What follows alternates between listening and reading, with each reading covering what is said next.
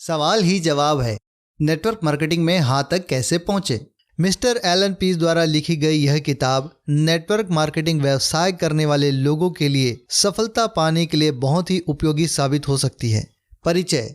Elon piece body language पर world के सर्वाधिक प्रसिद्ध विशेषज्ञ हैं। उनकी प्रसिद्ध पुस्तक बॉडी लैंग्वेज 33 भाषाओं में 40 लाख प्रतियों से अधिक बिकी है। टीवी सीरियल में 10 करोड़ से अधिक दर्शकों ने उनका बॉडी लैंग्वेज पर आधारित कार्यक्रम देखा है। वे 5 बेस्ट सेल्स के लेखक हैं। इनमें से एक why main don't listen and women can't read maps उन्होंने बारबरा पीस के साथ लिखी है। सवाल ही जवाब है, क्वेश्चंस आर द आंसर में एलन पीस पहली बार नेटवर्क मार्केटिंग में प्रयुक्त सर्वाधिक उल्लेखनीय तकनीकों को समझाते हैं। सरल तकनीकों, आजमाए हुए नुस्खों और सशक्त रणनीति के द्वारा आप यह सीख सकेंगे कि किस तरह आप अपने नेटवर्किंग व्यवसाय को उस शिखर तक ले जाएं जिसकी आपने सपना में भी कल्पना नहीं की होगी। यह पुस्तक कम मेहनत से अधिक अमीर बनने के नुस्खे बताती है। अगर आप नेटवर्किंग व्यवसाय में नहीं हैं तो भी इससे आपको लोगों को समझने और समझाने की बहुमूल्य तकनीकें सीखने को मिलेंगी।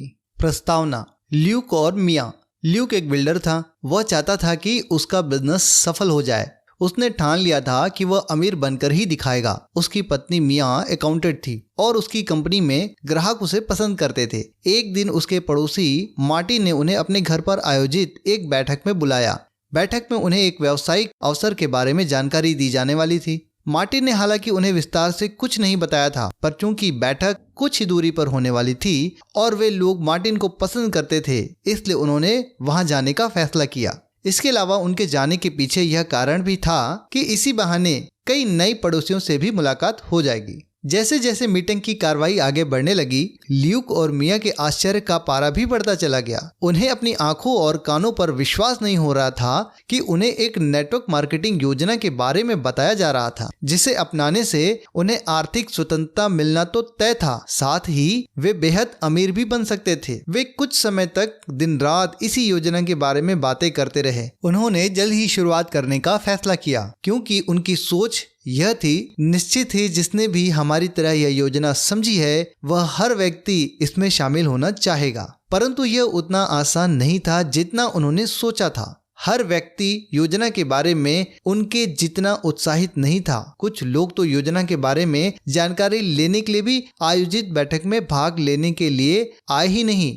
यहाँ तक कि उनके कई करीबी दोस्त ने भी उन्हें अपॉइंटमेंट देने से इनकार कर दिया। इसके बावजूद वे धीरे धीरे एक सफल व्यवसाय बनाने में कामयाब हुए, लेकिन यह सब इतनी तेजी से नहीं हुआ जितनी उन्हें उम्मीद थी।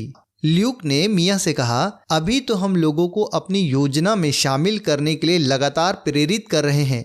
कल्पना करो कि हमारी जगह यही लोग हमें यह बता सकें कि वे नेटवर्क मार्केटिंग में क्यों शामिल होना चाहते हैं। काश ऐसा कोई रास्ता होता। ऐसा रास्ता है और यह पुस्तक आपको वही रास्ता दिखाएगी। नेटवर्क मार्केटिंग में शामिल होते समय अधिकतर लोगों को सबसे बड़ा डर यह होता है कि उन्हें ऊंचाई पर पहुंचने के लिए अधिक सफल सेल्समैन बनना पड़ेगा। हमारा उद्देश्य इसी डर को दूर करना है। इस पुस्तक में एक सरल पद्धति बताई गई है जो आपको वह रास्ता दिखाएगी जिसमें आप नए लोगों को अधिक सरलता से शामिल कर सकेंगे। इसमें कोई दाव पेच या छल कपट नहीं है। इसमें कुछ तकनीकें हैं, कुछ सिद्धांत हैं जो निश्चित रूप से काम करेंगे, बशर्ते कि आप काम करें। मैंने यह पुस्तक क्यों लिखी? जब मैं पहली बार 1980 में नेटवर्क मार्केटिंग से परिचित हुआ तो मैं आश्चर्यचकित था कि इसमें सफल होने की कितनी संभावनाएं हैं और कितने अवसर थे जो सरल थे, कानूनी थे, नैतिक थे, आनंददायी थे और अमीर बनाने वाले थे। और यह कोई फटाफट अमीर बनने वाली स्कीम नहीं थी, यह तो अमीर बनने की एक पद्धति थी। इससे 10 साल पहले मैं सूचना प्रसारण और विक्रय तकनीकों के संबंध में विकास और शोध करने में जुटा हुआ था, जिनके द्वारा किसी भी बड़ी कंपनी की आमदनी को कई गुना बढ़ाया जा सकता था और लोग लखपति बन सकते थे। मैंने सोचा, वाह, यदि मैं इन अत्यधिक सफल तकनीकों का प्रयोग नेटवर्क मार्केटिंग में कर सकूं तो आशातीत परिणाम प्राप्त होंगे। यह पुस्तक नेटवर्क मार्केटिंग के उन तकनीकों को अपनाने, संशोधित करने, परीक्षित करने और प्रयुक्त करने का परिणाम है। आप पाएंगे कि इन तकनीकों को सिखाना बहुत सरल है और आप इन्हें अपनाकर आप सफलता की उस राह में सरलता से चल सकते हैं जिस पर आज आप ही की तरह हजारों लोग चल रहे हैं। और इसके बारे में खास बात यह है कि आपने आज तक जो भी सीखा है उसमें जरा भी बदलाव लाने की आवश्यकता नहीं है। लगभग 2 घंटे तक पढ़ने और निष्ठापूर्ण अभ्यास करने से आप अपने बिजनेस को इतना बढ़ा सकते हैं कि आप खुद ही हैरान हो जाएंगे। वादा, इस पद्धति के साथ मेरी ओर से वादा भी है जो आप इस पुस्तक में पाएंगे। अगर आप इस तकनीक को दिल में उतार लें और पहले 14 दिनों तक एक भी शब्द न बदलें तो मैं वादा करता हूँ कि आपको कल्पनातीत परिणाम प्राप्त होंगे। यह बहुत बड़ा पक्का वादा है ना? पर आप यह न भूलें कि यह हम दोनों के बीच हुआ समझौता है। मैं आपसे बदले में यह वचन लेना चाहता हूँ कि आप अभ्यास करेंगे, अभ्यास करेंगे, अभ्यास करेंगे जब तक आप इन शब्दों को नींद में न दोहराने लगें।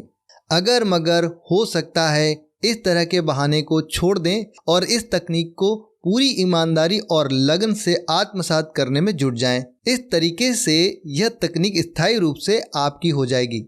मैं कई व्यावसायिक कंपनियों में सलाहकार या भागीदार रह चुका हूं और यह तकनीक अपनाकर उन्होंने लाखों करोड़ों डॉलर कमाए हैं, हजारों नए सदस्यों को अपनी कंपनी से जोड़ा है और अपनी आमदनी को 20%, 50%, 100%, 500% और 1000% तक बढ़ाया है। यह अतिशयोक्तिपूर्ण दावा नहीं है। जो भी आप यहाँ सीखेंगे वह आपकी जिंदगी बदल कर रख देगा, पर इसके लिए आपको इस पद्धति को पूरी तरह से अपनाना होगा। अगर आप सहमत हों तो जोर से और अभी हाँ कहें। अगर आपने जोर से हाँ नहीं कहा तो इस अध्याय को फिर से पढ़ना शुरू करें। टिप्पणी, पुस्तक में जहां भी पुरुषवाचक शब्दों का प्रयोग किया गया है वह पुरुषों व महिलाओं दोनों के लिए है। अगर लिंग भिन्नता के अनुसार व्यवहार बदलते हैं तो उसका पृथक उल्लेख किया जाएगा।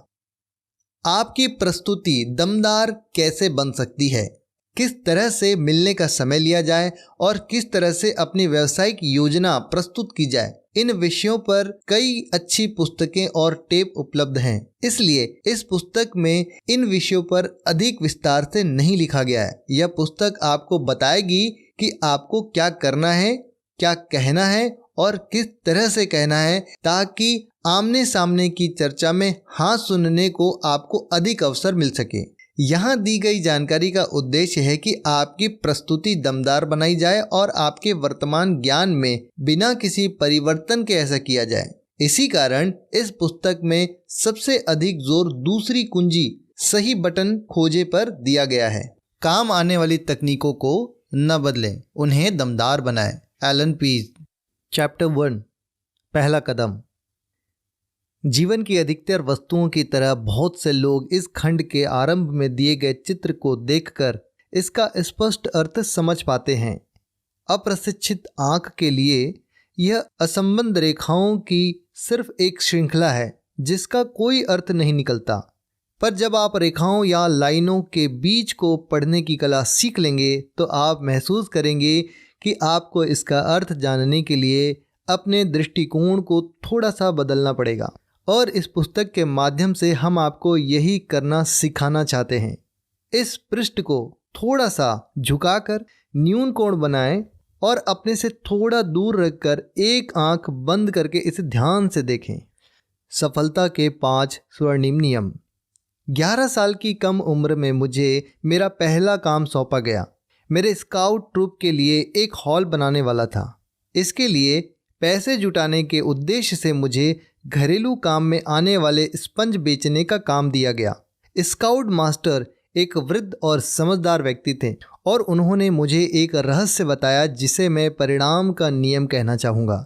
मैं इस नियम के अनुसार जीवन भर चला हूँ और मैं यह निश्चित रूप से कह सकता हूँ कि जो भी इसका अभ्यास करेगा वो इसके अनुसार चलेगा, वह अंततः अवश्य ही सफल होगा। मैं आपको यह नियम उसी तरह बताऊँगा जिस तरह यह मुझे बताया गया था। सफलता एक खेल है। आप जितना अधिक बार इसे खेलेंगे उतनी ही अधिक बार जीतेंगे और जितनी अधिक बार जीतेंगे उतनी ही अधिक सफलता से आप इसे खेल सकेंगे। इस नियम को नेटवर्किंग में अपनाएं। अगर आप ज़्यादा लोगों को अपनी योजना में शामिल होने का आमंत्रण देंगे तो ज़्यादा लोग आपके साथ शामिल होंगे। जितनी अधिक बार आप उन्हें शामिल होने का आमंत्रण देंगे, आप आमंत्रण देने की अपनी कला को उतना ही निखारते जाएंगे और पहले से बेहतर बनाते जाएंगे। दूसरे शब्दों में, आपको अधिक से अधिक लोगों को अपने साथ जुड़ने का आमंत्रण देना है। नियम पहला, ज़्यादा लोगों से मिले। यह सबसे महत्वपूर्ण नियम है। जिसके पास भी सुनने को फुर्सत हो उससे बातें करना शुरू कर दें। इस मामले में घमंडी या बहानेबाज न बने जो अच्छे संभावित ग्राहकों को छांटकर नकारने का प्रयास करता हो। अगर संभावित ग्राहकों की सूची पर नजर दौड़ाते वक्त आप यह सोचने लगें, ये ज्यादा उम्र वाला है, ये ज्यादा युवा है, ये ज्यादा अमीर है, ये ज्यादा गरीब है, ये ज्यादा दूर रहता है, ये ज्यादा स्मार्ट है, आदि आदि, तो समझ लें कि आप असफलता के मार्ग पर जा रहे हैं। अपने बिजनेस को जमाने के शुरुआती दौर में आपको हर एक से बात करने की ज़रूरत है, क्योंकि आपको अभ्यास की ज़रूरत है। जब आप अपने व्यवसाय के बारे में हर एक से बात करते हैं तो औसत का नियम यह सुनिश्चित करता है कि आप सफल होंगे।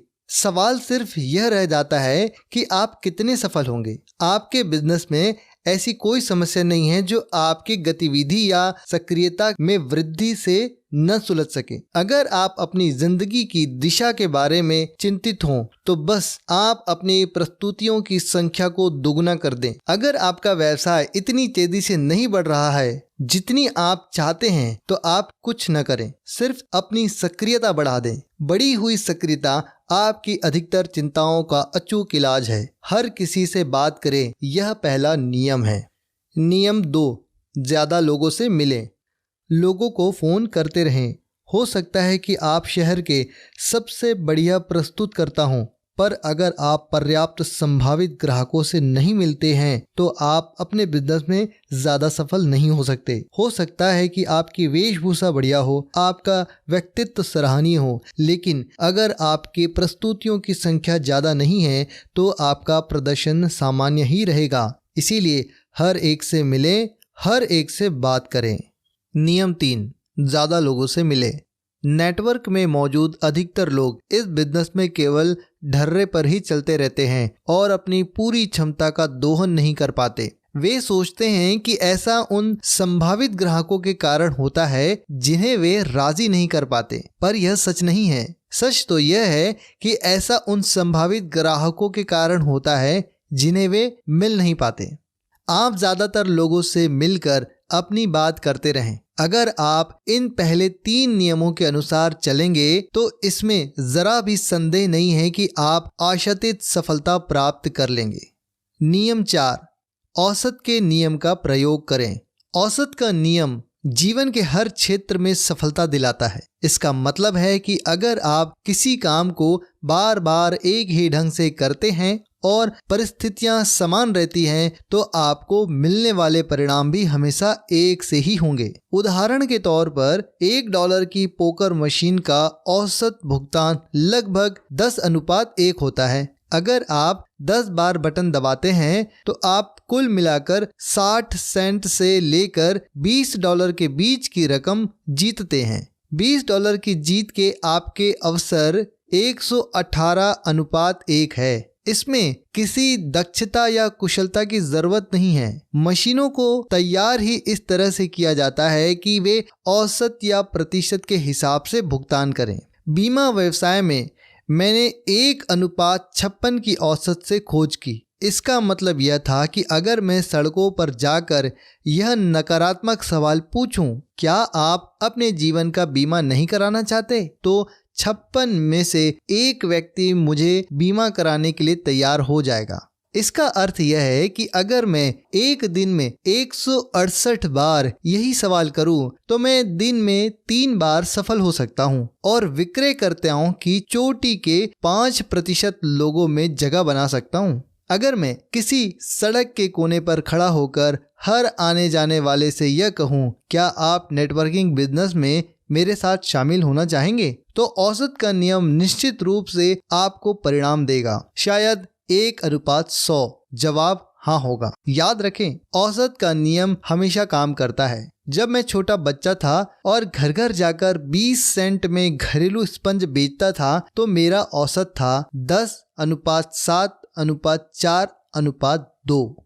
मैं शाम 4 बजे से 6 बजे तक जिन 10 दरवाजों को खटखटाता था उनमें से 7 दरवाजे ही खुलते थे। उनमें से भी केवल 4 लोग ही मेरी प्रस्तुति सुनते थे और मात्र 2 लोग ही स्पंज खरीदते थे। इस तरह से मैं 40 सेंट कमा लेता था, जो 1962 में अच्छी खासी रकम थी, खासकर एक 11 वर्षीय लड़के के लिए। मैं 1 घंटे में आराम से 30 दरवाजों को खटखटा सकता था और इस तरह 2 घंटे की अवधि में मैं 12 स्पंज बेच लेता था, जो $2.40 के बराबर रकम थी। क्योंकि मैं जान चुका था कि औसत का नियम किस तरह काम करता है, इसलिए मुझे इन 3 दरवाजों की चिंता कभी नहीं हुई जो नहीं खुले। न ही उन 3 लोगों के बारे में चिंता हुई जिन्होंने मेरी बात नहीं सुनी, न ही उन 2 लोगों के बारे में चिंता हुई जिन्होंने मेरा सामान नहीं खरीदा। मैं तो बस इतना जानता था कि अगर मैं 10 दरवाजों पर दस्तक दूंगा तो मैं 40 सेंट कमा लूंगा।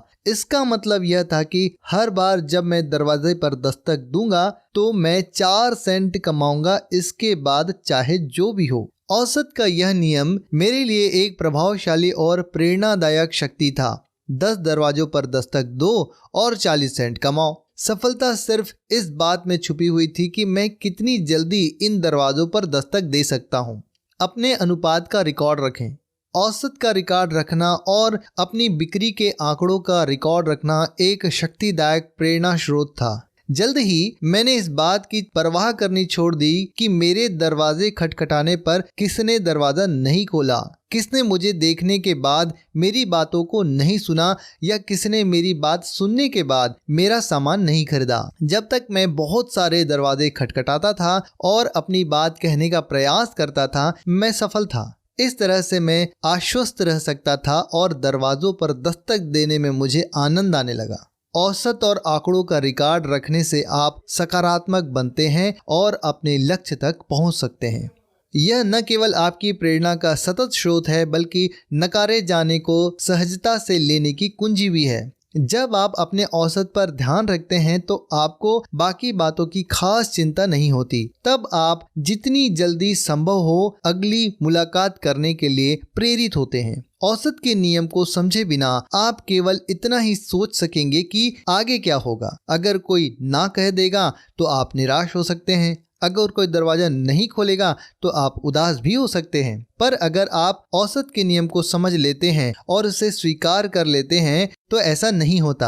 आप अपनी मुलाकातों, प्रस्तुतियों, नए सदस्यों के आंकड़ों को सामने रखते हुए औसत के अपने आंकड़े खुद विकसित कर सकते हैं।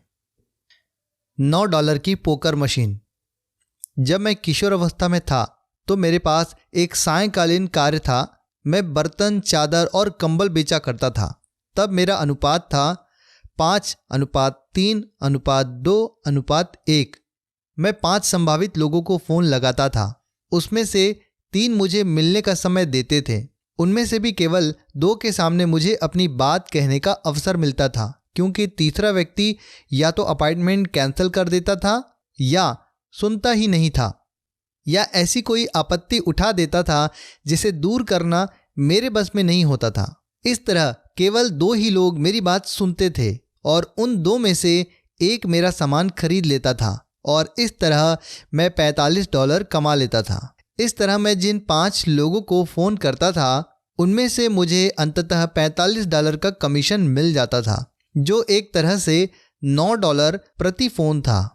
इसका मतलब यह था कि फ़ोन पर हुई हर हाँ का अर्थ $15 था, चाहे वे मेरा सामान खरीदें या ना खरीदें, चाहे वे मुझसे मिले या ना मिले, और इस बात से भी कोई फ़र्क नहीं पड़ता था कि वे मुझसे क्या कहते हैं। वाह, यह कल्पना से परे था। मैंने एक बड़ी सी तख्ती बनाई जिस पर $9 लिखकर मैंने उसे अपने टेलीफोन के पास रख दिया। हर उस व्यक्ति से जो मेरे फ़ोन का जवाब देता था मुझे $9 मिलते थे। हर उस व्यक्ति से जो मुझसे मिलने के लिए हाँ कहता था मुझे $15 मिलते थे। इसका अर्थ यह था कि मैं अपनी तकदीर खुद बना रहा था। ऐसे बहुत से सेल्समैन थे जिन्हें अगर संभावित ग्राहक ना कह देता था तो वे निराश हो जाते थे, पर मैं उनमें से नहीं था। इसलिए मैं जल्दी ही अपनी कंपनी का नंबर 1 सेल्समैन बन गया।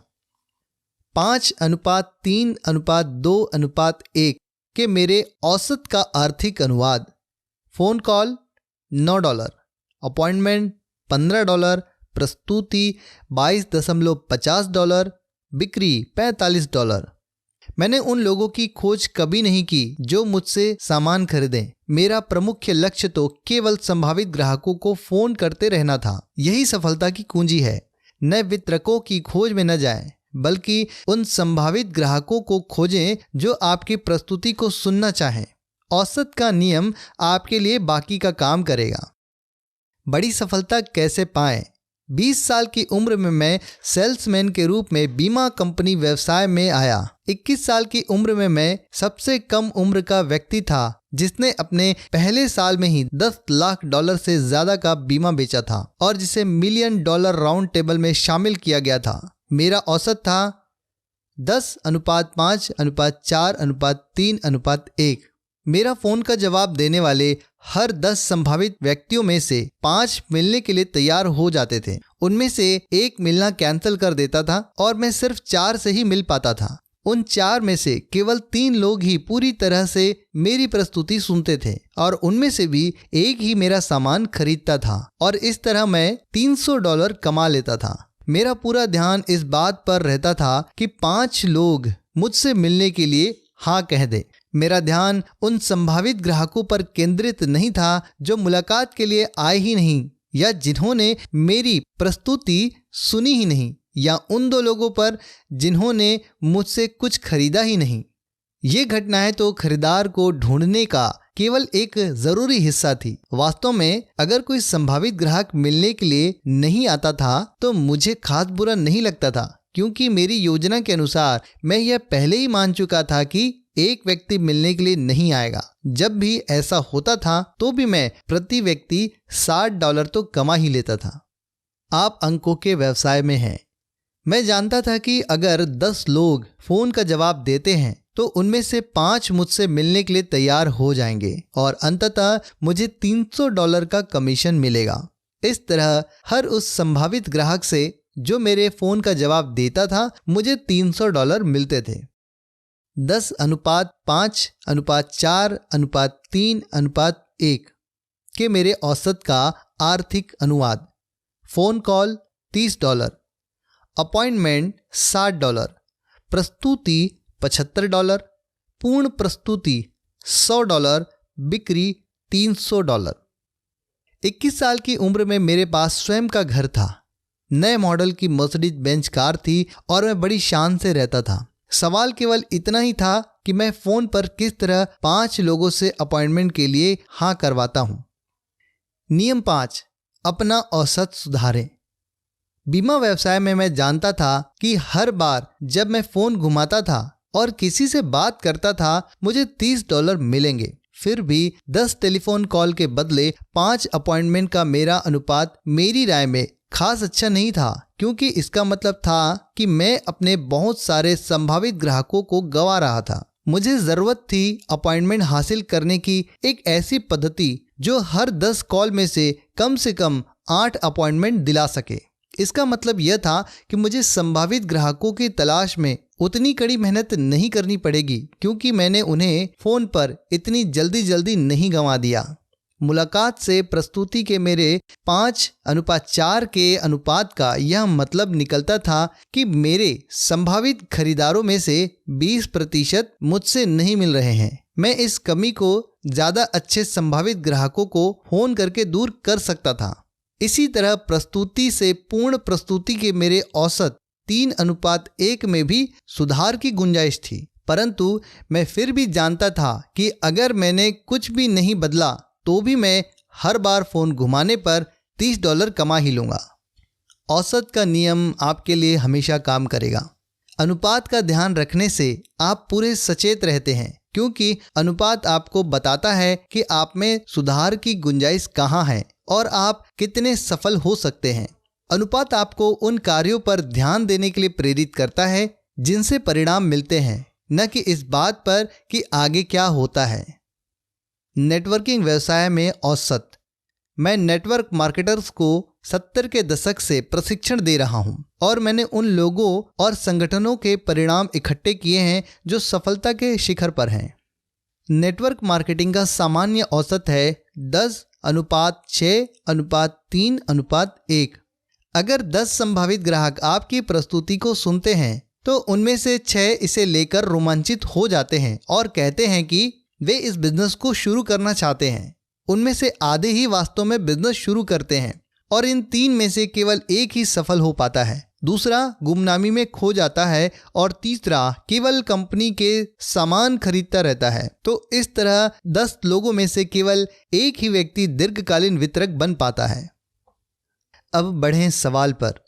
बिजनेस के बारे में 10 लोगों से बात करने में आपको कितना समय लगता है? इस सवाल का जवाब आपकी विकास दर तय करेगा। जीवन बीमा व्यवसाय में हर एक ने 10 लाख का बीमा बेचा है। फर्क सिर्फ इतना है कि कुछ लोग ने इसमें औरों से अधिक समय लगाया है। कुछ ने 3 से 5 सालों में ऐसा किया और कुछ ने 1 साल के भीतर, और यहीं पर पुरस्कार और इनाम का रहस्य छुपा है। मैं लोगों से मिलने के बारे में इतना सुनियोजित था कि मैं हर 12 हफ्ते में 10 लाख का बीमा बेच लेता था। इस तरह यह योजना बनाने की समस्या थी, बेचने की समस्या नहीं थी। नेटवर्क मार्केटिंग में भी ऐसा ही होता है। अगर अधिकतर नेटवर्क मार्केटर्स सफलता की ऊंचाई पर नहीं पहुंच पाते हैं तो ऐसा उन संभावित ग्राहकों के कारण होता है जिनसे वे मिल नहीं पाते। अगर आप तत्काल अपने परिणामों को दुगना करना चाहते हैं तो उसका सीधा सा जवाब है अगले साल के संभावित ग्राहकों से इसी साल मिले। अगले साल आप अपने बिजनेस के सिलसिले में नए संभावित ग्राहकों से मिलेंगे, है ना? तो फिर उनसे थोड़ा जल्दी मिल लें, उनसे इसी साल मिले, जाएं और उनसे अभी मिलें। आपके सामने बेचने की समस्या है ही नहीं। सफलता की कुंजी यह है कि आप ज़्यादा नियोजित और प्रेरित हों ताकि आप जितने ज़्यादा लोगों से मिल सकते हो मिल लें। हर व्यक्ति से जितनी जल्दी संभव हो मिल लें। नेटवर्किंग में बड़ी सफलता प्राप्त करने की सही कुंजी लोगों को तैयार करना नहीं है, बल्कि इतना अधिक सुनियोजित और अनुशासित बनना है कि आप अधिक से अधिक लोगों से मिल सकें और जल्दी से जल्दी मिल सकें। औसत सुधारना तो केवल सीखने की एक प्रक्रिया है। चैप्टर 2, किस तरह हाँ तक पहुँचे। जब आप अपने बिजनेस के बारे में बात करते हैं तो क्या आपके संभावित ग्राहक आप पर विश्वास करते हैं? इसका छोटा सा उत्तर है नहीं। वे आपसे आशा करते हैं कि आप सौदा पक्का करने के लिए उन्हें तैयार करने का प्रयास करेंगे। वे इस बात की प्रतीक्षा करते हैं कि आप उन्हें अपना सामान बेचने का प्रयास करेंगे और इसीलिए इस बात की संभावना अधिक है कि वे रक्षात्मक मुद्रा में होंगे, भले ही आप उन्हें कितनी ही अच्छी तरह से क्यों न जानते हों। आपके सामने यह समस्या आती है। संभावित ग्राहक आपकी हर बात पर आपत्ति उठाएंगे, इसलिए नहीं कि आपने जो कहा है वह तर्कसंगत नहीं है, बल्कि इसलिए कि ऐसा आप कहते हैं। अगर आप कुछ कहते हैं तो वह आपका विचार है, उनका नहीं। इसीलिए संभावित ग्राहक ऐसा महसूस करते हैं कि आपत्तियां उठाना जायज है। दूसरी ओर आपके संभावित ग्राहक आपको जो बताते हैं वह सब सही होता है। ऐसा इसलिए क्योंकि अगर वे कुछ कहते हैं तो ये उनका विचार है, आपका नहीं। यही विचार को स्वीकार्य बनाता है और वे उसके बारे में आपत्तियां उठाने की आवश्यकता महसूस नहीं करते। जो तकनीक आप खोजने वाले हैं वह आपको इस योग्य बना देगी कि आपके संभावित ग्राहक आपको यह स्वयं बताएंगे कि वे वास्तव में क्या चाहते हैं। आपको केवल उनकी बातें सुननी है। जब आप किसी संभावित ग्राहक से कहते हैं आप एक ऐसी जीवन शैली अपना सकेंगे जो आपको हर मनचाही चीज देगी, तो उसका जवाब हो सकता है पर मैं तो अपनी वर्तमान जीवन शैली से खुश हूँ।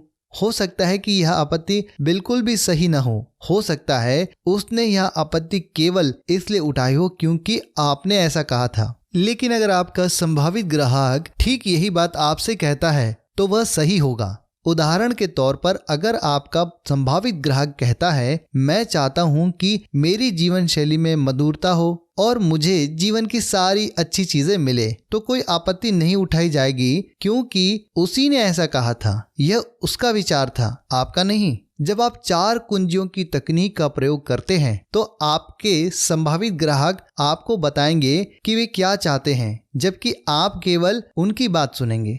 लोग आपत्ति क्यों करते हैं? एक बार मैंने एक नेटवर्क कार्यकर्ता से पूछा कि हाल की परिस्थितियों में एक संभावित ग्राहक के साथ मुलाकात का क्या परिणाम निकला। उनका जवाब था, खास अच्छा नहीं, वह अधिक रुचि नहीं ले रही थी। मैंने उनसे पूछा कि उसका मतलब क्या था और उसने वही बात दोहरा दी। मैं ठीक तो नहीं जानता, पर उसने जरा भी रुचि नहीं ली। संभावित ग्राहक कभी नीरस नहीं होता, केवल प्रस्तुतियां नीरस होती हैं। उसका असली मतलब यह था कि वह नेटवर्क कार्यकर्ता रुचि नहीं ले रहा था, वह स्वयं भी नीरस था और उसकी प्रस्तुति भी। जब आप रुचि लेते हैं तो आपके संभावित ग्राहक भी आपकी बातों में और आप में रुचि लेते हैं। नेटवर्क मार्केटिंग के खजाने की 4 कुंजियां। पहला, बर्फ पिघलाएं। दूसरा, सही बटन खोजें। तीसरा, सही बटन दबाएं। चौथा, सौदा पक्का करें।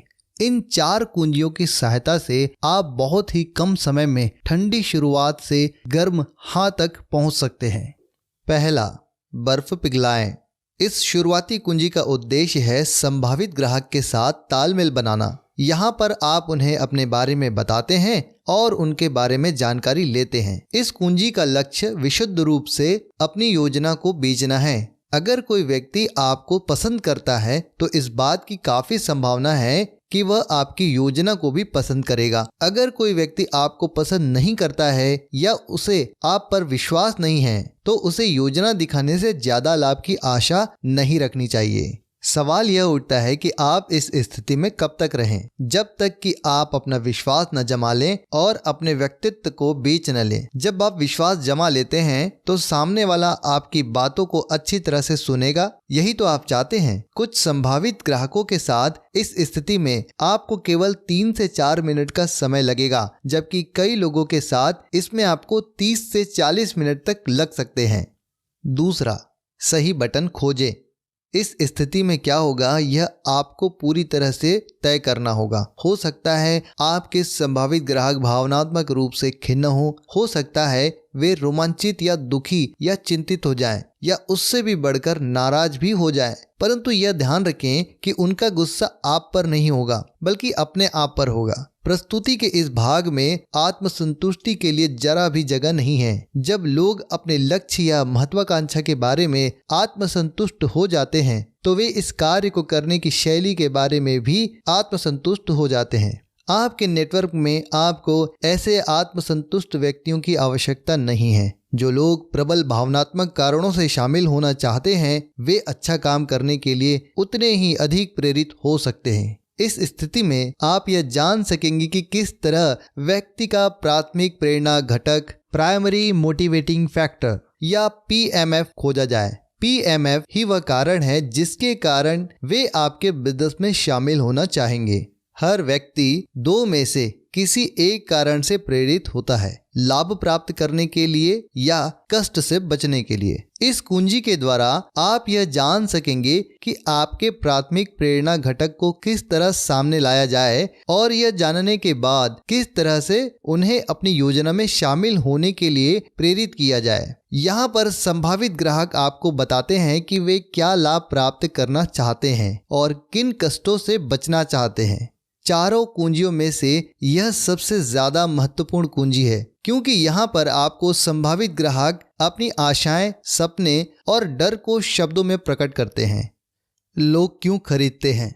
हमारे शोध के अनुसार नेटवर्क मार्केटिंग संगठन में शामिल होने वाले अधिकतर लोगों के प्राथमिक प्रेरणा घटक निम्नलिखित हैं। पहला, अतिरिक्त आमदनी। दूसरा, आर्थिक स्वतंत्रता। तीसरा, स्वयं का बिजनेस। चौथा, ज्यादा खाली समय। पांचवा, व्यक्तिगत विकास। छठवां, दूसरों की सहायता करना। सातवां, नए लोगों से मेल जोल। आठवां, रिटायरमेंट। नौवां, जायदाद छोड़ना। जब आप इस सूची का अध्ययन करते हैं तो आप पाते हैं कि इन सूचीबद्ध कारणों में से एक कारण आपका भी प्राथमिक कारण है जिसकी वजह से आप नेटवर्क मार्केटिंग बिजनेस में हैं। कई और सहायक कारण भी हो सकते हैं, पर कोई एक कारण अन्य कारणों से अधिक प्रबल अवश्य होगा। यही आपका प्राथमिक प्रेरणा घटक है। क्योंकि प्राथमिक प्रेरणा घटक सबसे ज्यादा महत्वपूर्ण होता है, इसीलिए यह समझ लेना अनिवार्य है कि नेटवर्क मार्केटिंग में शामिल होने वाले हर व्यक्ति का प्राथमिक प्रेरणा घटक वही नहीं होता जो कि आपका है। उदाहरण के तौर पर आपको चॉकलेट आइसक्रीम पसंद हो सकती है, पर इसका यह अर्थ नहीं होता कि यह आइसक्रीम हर एक को पसंद होगी। कई लोग स्ट्रॉबेरी या कैरेमल को ज़्यादा पसंद करते होंगे, पर अगर आप चॉकलेट आइसक्रीम पसंद करते हैं तो आपके लिए इसके बारे में बातें करना न केवल आसान होगा, बल्कि आप इसे दूसरे लोगों के साथ बांटना भी चाहेंगे। और आपके लिए यह समझना बहुत कठिन होगा कि इसे हर व्यक्ति पसंद क्यों नहीं करता। अधिकतर लोग चॉकलेट आइसक्रीम पसंद करते हैं, पर इसी कारण से यह हर एक की पहली पसंद नहीं हो जाती। कई लोगों को तो इससे एलर्जी भी होती है। नीचे लिखी हुई कहानियां असली जिंदगी की कहानियां हैं जो आपको प्राथमिक प्रेरणा घटक की शक्ति से अवगत कराएगी। रॉन क्यों शामिल नहीं हुआ? अल्बर्ट एक वितरक था। वह नेटवर्क मार्केटिंग में इसलिए आया था क्योंकि उसे आर्थिक स्वतंत्रता चाहिए थी। वह अपना मालिक खुद बनना चाहता था और अपनी खुद की आमदनी तय करना चाहता था। वह अपनी इच्छा अनुसार ऑफिस आने जाने की स्वतंत्रता चाहता था, अपने बच्चों को सबसे अच्छे स्कूल में भेजना चाहता था, हॉलिडे होम बनाना चाहता था इत्यादि। आर्थिक स्वतंत्रता उसका प्राथमिक प्रेरणा घटक था, क्योंकि इसी की वजह से उसे बाकी सारी चीजें मिल सकती थी। अपने लक्ष्यों के प्रति उसका पूर्ण भावनात्मक जुड़ाव था और वह अपने बारे में उत्साह से लगातार बातें कर सकता था। फंड जुटाने के स्थानीय कार्यक्रम के दौरान वह रॉन नामक संभावित ग्राहक से मिला और उसने उसे अपना बिजनेस देखने के लिए आमंत्रित किया। अल्बर्ट ने रॉन को पूरे उत्साह से अपनी योजना समझाई। रॉन काफी प्रभावित भी हुआ। उसने कहा कि वह शामिल होना चाहेगा। वास्तव में अल्बर्ट ने रॉन को फिर कभी नहीं देखा और वह पशुपक्ष में था कि आखिर उससे गलती कहाँ हुई थी। रॉन क्यों शामिल नहीं हुआ? समस्या यह थी कि दरअसल रॉन की प्राथमिक प्रेरणा घटक आर्थिक स्वतंत्रता था ही नहीं। उसने अमीर बनने, बड़े घर में रहने और बढ़िया कार का मालिक बनने की महत्वाकांक्षा नहीं थी। वह अपनी माँ से मिला अपने छोटे से घर में ही खुश था। उसे सड़क के ट्रैफिक में फंसने के बजाय ट्रेन पकड़ना और उसमें अखबार पढ़ना ज्यादा पसंद था। रॉन ने महसूस किया कि आर्थिक स्वतंत्रता ठीक थी, पर इससे उसे सौदा पक्का करने के लिए पर्याप्त प्रेरणा नहीं मिल पा रही थी। रॉन की असली प्रेरणा यह थी कि उसे नए लोगों से मिलने के अवसर मिलेंगे, नई कलाएं सीखने को मिलेंगी और वह समाज के लिए अपना योगदान दे सकेगा। इसी कारण तो वह फंड इकट्ठा करने की योजना में शामिल हुआ था, पर उसे इन मुद्दों के बारे में बताने का अवसर ही नहीं मिला, क्योंकि अल्बर्ट आर्थिक स्वतंत्रता को उसके गले के नीचे उतारना चाहता था। निश्चित रूप से रॉन पर अल्बर्ट की उत्साही प्रस्तुति का प्रभाव हुआ था, परंतु अगले दिन जब सूरज निकला तो उसकी प्रतिक्रिया ठंडी हो गई। कुछ ही दिनों में रॉन अल्बर्ट की उत्साहपूर्ण प्रस्तुति के बारे में पूरी तरह से भूल चुका था। अल्बर्ट यह नहीं जान सका था कि दूसरों की सहायता करना रॉन का प्राथमिक प्रेरणा घटक है। जेन का गलत फैसला। जेन की उम्र 34 वर्ष थी और वह अपने 2 बच्चों के साथ अकेली रहती थी। वह 2 साल से नेटवर्क मार्केटिंग में थी। डेविड से उसकी पहचान एक डिनर पार्टी में हुई। डेविड ने उसकी नेटवर्किंग गतिविधियों में रुचि ली और उसके बारे में अधिक जानकारी चाही। जेन का खुद का प्राथमिक प्रेरणा घटक था अपने लिए ज्यादा खाली समय जुटाना, ताकि वह अपने दोनों बच्चों को ठीक से पाल सके और शिक्षित कर सके। पर वह जानती थी कि यह हर एक की पहली प्राथमिकता नहीं हो सकती। डेविड की उम्र 50 और 60 के बीच थी। उसका स्वयं का कॉन्ट्रैक्ट क्लीनिंग का काम था। इसीलिए जेन ने अनुमान लगाया कि उसकी प्राथमिकताओं की सूची में रिटायरमेंट का स्थान सबसे पहले नंबर पर होगा। जब वह बिजनेस के बारे में बता रही थी तो उसकी चर्चा के केंद्र में यह बात मौजूद थी कि इससे लोगों को आरामदेह रिटायरमेंट के पूरे लाभ मिल सकेंगे। शाम खत्म होने पर वह हैरान रह गया जब डेविड ने उसे बताया कि वह कभी रिटायर नहीं होना चाहता। वह रिटायरमेंट को शीघ्र मृत्यु मानता है। जेन ने यह गलत अनुमान लगा लिया था कि रिटायरमेंट डेविड का प्राथमिक प्रेरणा घटक है। उसका परिणाम यह निकला कि डेविड उसके साथ शामिल होने के लिए प्रेरित नहीं हो पाया। अनुमान न लगाएं, यह हम दोनों में से एक को मूर्ख बना सकता है। जब आप सामने वाले व्यक्ति के प्राथमिक प्रेरणा घटक के बारे में अनुमान लगाते हैं तो आपके गलत होने की काफी संभावना होती है। अगर आपका अनुमान सही भी हो तो भी यह आपका विचार नजर आएगा, न कि आपके संभावित ग्राहक का, और इस तरह इसका प्रभाव और प्रेरणादायी शक्ति इतने नहीं होंगे जितने की अपेक्षित हैं। प्राथमिक प्रेरणा घटक को किस तरह खोजें? प्राथमिक प्रेरणा घटकों की सूची आप अपने साथ हमेशा लिखित रूप में रखें। यह सूची आपके बिजनेस कार्ड के पीछे हो सकती है या तैयार किए गए दृश्य साधन के रूप में या छोटे कार्ड के रूप में हो सकती है। यहाँ पर सूची दोबारा बताई जा रही है। पहला, अतिरिक्त आमदनी। दूसरा, आर्थिक स्वतंत्रता। तीसरा, स्वयं का व्यवसाय। चौथा, ज्यादा खाली समय। पांचवा, व्यक्तिगत विकास। छठवां, दूसरों की सहायता करना। सातवां, नए लोगों से मेलजोल। आठवां, रिटायरमेंट। और नौवां, जायदाद छोड़ना। अपनी सूची दिखाने का सीधा सा तरीका है अपने संभावित ग्राहक से यह सवाल करें, क्या आप जानते हैं कि लोग नेटवर्किंग बिजनेस क्यों शुरू करना चाहते हैं? इस सीधे से सवाल में यह खूबी छुपी हुई है कि अगर सामने वाला जवाब नहीं कहता है तो आपको यह कहने की छूट मिल जाती है, लीजिए मैं आपको बता देता हूँ। इस बिंदु पर आप अपनी सूची उनके सामने रख दें। अगर आपका संभावित ग्राहक आपके सवाल के जवाब में हाँ कहता है तो आप उससे पूछें, तो बताइए कि लोग इस बिजनेस में क्यों शामिल होते हैं।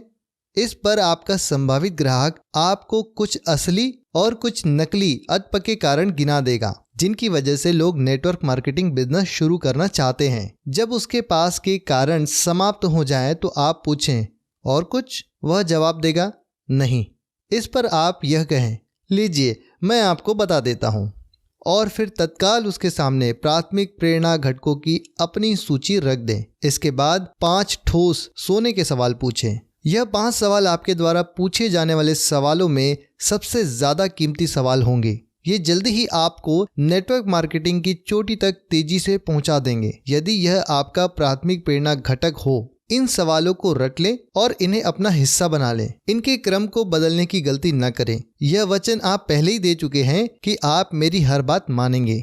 यह रहे आपके 5 ठोस सोने के सवाल। पहला, आपकी पहली प्राथमिकता क्या है? दूसरा, आपने इसी को क्यों चुना? तीसरा, यह आपके लिए महत्वपूर्ण क्यों है? चौथा, यदि आपको यह अवसर न मिले तो उसके क्या परिणाम होंगे? पांचवा, इन परिणामों से आप चिंतित क्यों होते हैं? इन सवालों को रट लें शब्दशः। जब आप उन्हें पूछें तो इधर उधर न भटकें। यह बहुत महत्वपूर्ण है कि सवाल इसी क्रम में पूछे जाएं। नए संभावित ग्राहक से बात करते समय कुछ नेटवर्कर्स उत्सुकता की शैली में प्रयोग करना चाहते हैं, जबकि कुछ सीधे शैली का प्रयोग करते हैं। नीचे दिए गए उदाहरणों में प्रयुक्त शैली अधिक सीधी है क्योंकि इसे प्रस्तुत करना अधिक आसान है। यह चर्चाएं वास्तविक साक्षात्कार पर आधारित हैं। एंगी मिली रे और रूथ से। रे और रूथ लगभग 25 वर्षीय युगल थे जो हाल ही में अपने नए घर में रहने आए थे। उनका मकान एंगी के मकान से 10 कदम की दूरी पर था। पड़ोसियों की सामान्य चर्चा के दौरान एंगी ने उन्हें बताया कि वह मार्केटिंग बिजनेस से जुड़ी है और उन्हें बताना चाहती है कि वह बिजनेस किस तरह से काम करता है। इस पर रूथ ने कहा कि उसे नहीं लगता कि इस बिजनेस में उन लोगों की कोई दिलचस्पी होगी क्योंकि उनके पास खाली समय बचता ही नहीं है। रे 2 जगह काम कर रहा था और रात को रूथ को नए घर में सामान व्यवस्थित करना पड़ता था। एंगी ने कहा कि ऐसा उन अधिकतर लोगों के साथ होता है जो 2 जगह नौकरी करते हैं और जो घर बदल कर नए घर में रहने आते हैं। फिर भी वह उन्हें अपना बिजनेस दिखाना चाहेगी क्योंकि शायद वे इसमें भविष्य में रुचि लें। एंगी ने उन्हें अपने घर कॉफी पीने के लिए आमंत्रित किया। क्या शनिवार दोपहर 4 बजे ठीक रहेगा? उसने पूछा। रे और रूथ तैयार हो गए। वे दोनों 4 बजे पहुंच गए और कॉफी पीने के बाद एंगी ने उन्हें बताना शुरू किया कि नेटवर्किंग बिजनेस क्या होता है। रे और रूथ ने एंगी को बताया कि उन्हें नेटवर्किंग के बारे में सुन रखा था और वे ऐसे लोगों को जानते हैं जिन्होंने इस बिजनेस में प्रयास किए थे और जो बाद में असफल हो गए थे। उनकी नज़र में यह किसी साबुन से संबंधित था। इतना कह चुकने के बाद उन्होंने पूछा, क्या यह एमवे की तरह है? इसी पर एंगी ने चर्चा की बागडोर थाम ली। एंगी, क्या आप जानते हैं कि लोग नेटवर्किंग बिजनेस क्यों शुरू करते हैं? रे, यह पिरामिड बेचने की तरह है ना? एंगी, लीजिए मैं आपको बता देती हूँ। एंगी सहजता से अपना PMF कार्ड बताते हुए। वह ये प्रमुख कारण है जिसकी वजह से लोग नेटवर्क मार्केटिंग में शामिल होते हैं। आपकी पहली प्राथमिकता क्या होगी? रे हमारे पास तो यह आर्थिक स्वतंत्रता ही होनी चाहिए। रूथ दृढ़ता से, निश्चित रूप से यही हमारी पहली प्राथमिकता है। एंगी, आपने इसी को क्यों चुना? रे, क्योंकि घर के लोन को चुकाने के लिए मुझे 2 जगह काम करना पड़ता है और रूथ भी ओवर टाइम करती है ताकि जब हमारा परिवार बढ़े तो हमारे पास एक सहारा हो जो हमारे काम आ सके। हम चाहते हैं कि हमारे बच्चों को अच्छी शिक्षा मिल सके। हम पैसे के लिए हमेशा दौड़ धूप नहीं करना चाहते। एंगी, यह आपके लिए क्यों महत्वपूर्ण है? रे, जैसा मैंने कहा, हम अपने घर के पूरे पैसे चुकाना चाहते हैं और यह भी चाहते हैं कि हमारे बच्चों को अच्छी शिक्षा मिले। रूथ और मुझे कभी यह सब नहीं मिला, हमें ऐसे अवसर मिले ही नहीं। रूथ बातचीत का सिरा थामे हुए। सही बात, मेरे माँ बाप हमेशा घर चलाने के लिए पैसे की खींचतान करते थे। हम नहीं चाहते कि हमारी जिंदगी भी उन्हीं की तरह गुजरे। एंगी, यदि आपको आर्थिक स्वतंत्रता नहीं मिलती है तो इसके क्या परिणाम होंगे? रे, हम उसी नाव में होंगे जिसमें हमारे माँ बाप थे। उसका अर्थ होगा कठोर बजट बनाना और आमदनी कम और खर्च ज़्यादा, और पूरी जिंदगी यही चलता रहेगा। रूथ, अपने बच्चों को अच्छी शिक्षा दिलाने में काफ़ी खर्च होता है। बिना अतिरिक्त आमदनी के हम उन्हें जिंदगी में अच्छी शुरुआत नहीं दे सकेंगे। एंगी, इन परिणामों से आप चिंतित क्यों होते हैं? रे, तनावपूर्ण स्वर में, जैसा हमने कहा, अगर हम आर्थिक स्वतंत्रता प्राप्त करने का प्रयास नहीं करेंगे तो हम हमेशा संघर्ष ही करते रहेंगे, और ऐसा कौन चाहता है? रूथ, साथ ही हमें रिटायर होने की योजना भी बनानी है, इसीलिए हम अभी इतनी कड़ी मेहनत कर रहे हैं। विश्लेषण, इस वार्तालाप में ऐसा कुछ भी नहीं कहा गया जो इसी तरह से सामान्य युगल द्वारा न कहा जाए। फर्क सिर्फ इतना था कि इस चर्चा में एंगी ने 5 ठोस सोने के सवालों का प्रयोग किया और रूथ तथा रे ने अपने प्राथमिक प्रेरणा घटक उजागर किए। अगर एंगी को किस्मत से यह पता भी होता कि उनका परिणाम प्रेरणा घटक आर्थिक स्वतंत्रता है, तो भी रे और रूथ की निगाह में यह विचार एंगी का होता, उसका नहीं। अगर एंगी ने उसके आर्थिक स्वतंत्रता के बारे में बात की होती तो रूथ और रे ने शायद आपत्तियां उठाई होती, क्योंकि वह एंगी का विचार होता। पर चूंकि यह विचार उन्हीं का था और ऐसा उन्होंने खुद कहा था, इसलिए यह हकीकत थी, इस बारे में कोई आपत्ति हो ही नहीं सकती थी। इन 5 सवालों का विचार करें। पहला, आपकी पहली प्राथमिकता क्या है? असली सवाल यह था, आप आज मेरे नेटवर्क मार्केटिंग बिजनेस में क्यों शामिल होना चाहते हैं? रे ने कहा कि उनका प्राथमिक प्रेरणा घटक आर्थिक स्वतंत्रता है, इसीलिए वे दोनों शामिल होंगे। दूसरा, आपने इसी को क्यों चुना? यह सवाल दरअसल यह पूछता है, आप इस कारण से क्यों शामिल होना चाहते हैं? उन दोनों ने स्पष्ट किया कि वे अपने घर का लोन चुकाना चाहते हैं, अपने बच्चों को अच्छी शिक्षा देना चाहते हैं और पैसों की तंगी वाला जीवन नहीं जीना चाहते। तीसरा, यह आपके लिए महत्वपूर्ण क्यों है? यह सवाल पूछता है, मुझे फिर से बताएं, आप इसी कारण से क्यों शामिल होना चाहते हैं?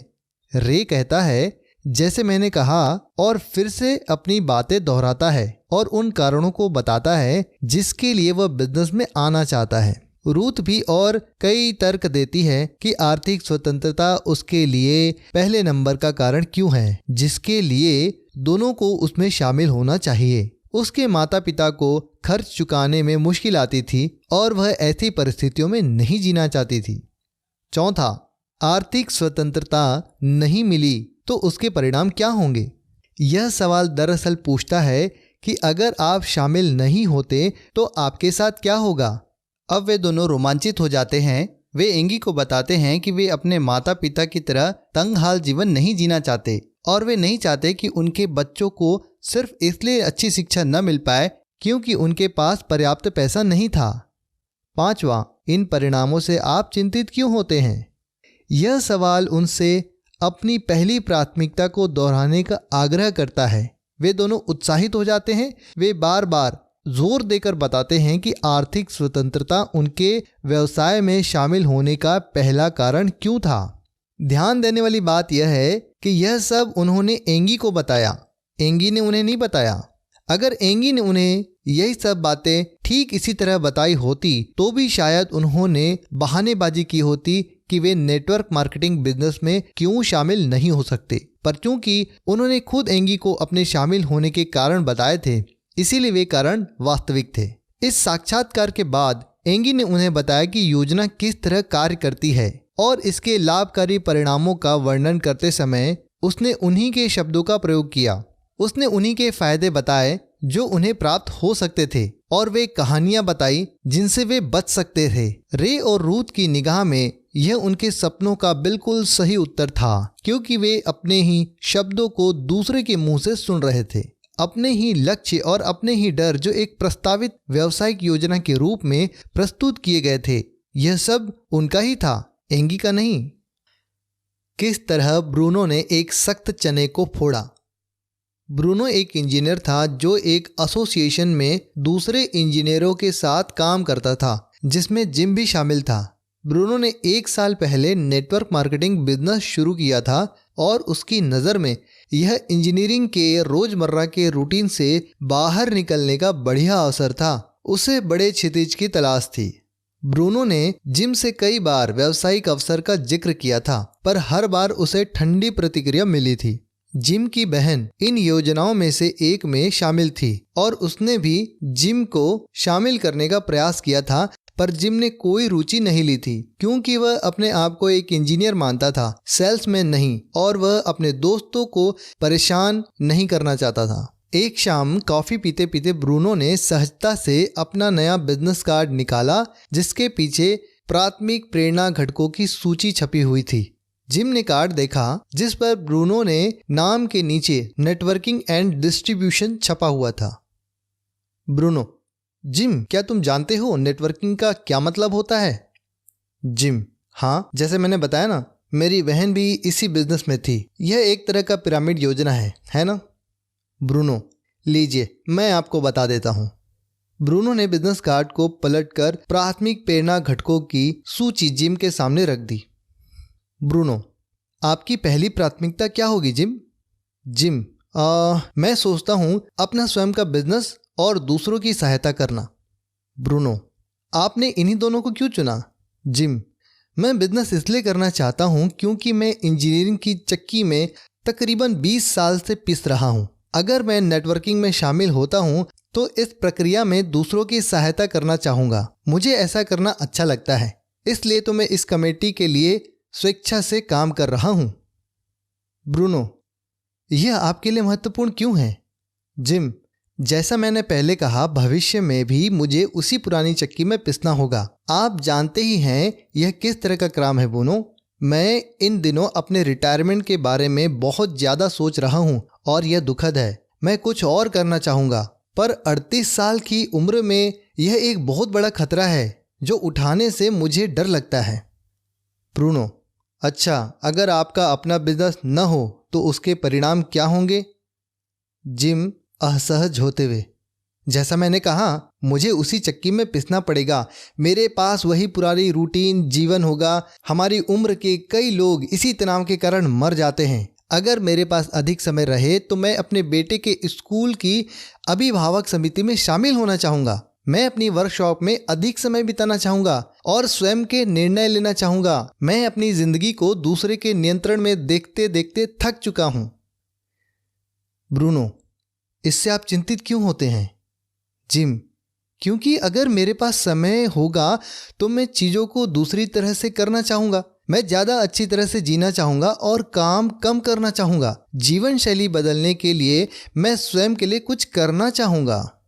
ब्रूनो: नेटवर्किंग बिजनेस बना ही इस तरह से है कि आपको यहाँ सब चीज़ें एक साथ मिल जाती हैं। यह आपको अधिक समय, अधिक स्वतंत्रता देता है, स्वयं का बिजनेस शुरू करने तथा दूसरों के सहायता करने के अवसर देता है, और वह भी नए करियर की शुरुआत के जोखिम के बिना। मैं अब आपको दिखाता हूँ कि इसमें मुझे क्या लाभ हुआ।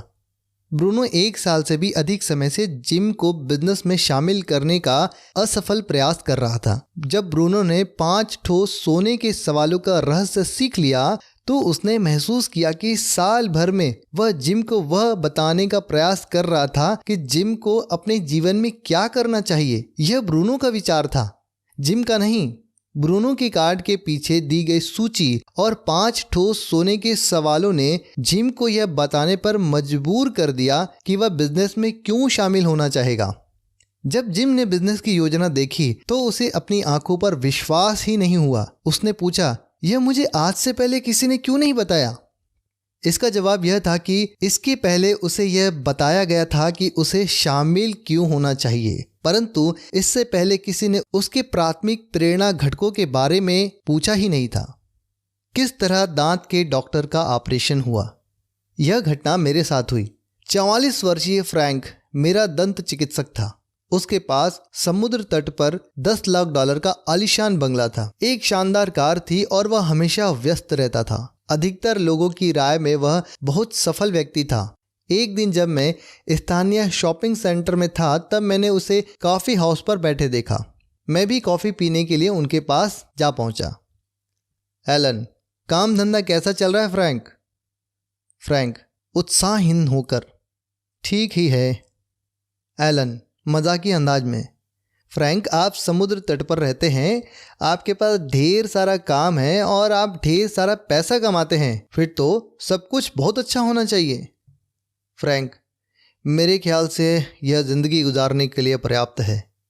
एलन, अच्छा फ्रैंक, अगर आप इसे पसंद नहीं करते तो इसे छोड़कर कुछ और शुरू क्यों नहीं करते? फ्रैंक, मुझे नहीं लगता मैं कभी ऐसा कर पाऊंगा एलन। एलन, क्यों नहीं? फ्रैंक यथार्थपूर्ण स्वर में, क्योंकि मैं दांतों का डॉक्टर हूँ, हमेशा दांतों का डॉक्टर था, मैं यही कर सकता हूँ। एलन रुचि लेते हुए, अच्छा फ्रैंक, आपने दांतों का डॉक्टर बनने का फैसला कब किया? फ्रैंक, तब मैं 18 साल का था और विश्वविद्यालय में पढ़ रहा था। मैंने चिकित्सा में दाखिला नहीं लिया और दंत चिकित्सा मेरा अगला विकल्प था।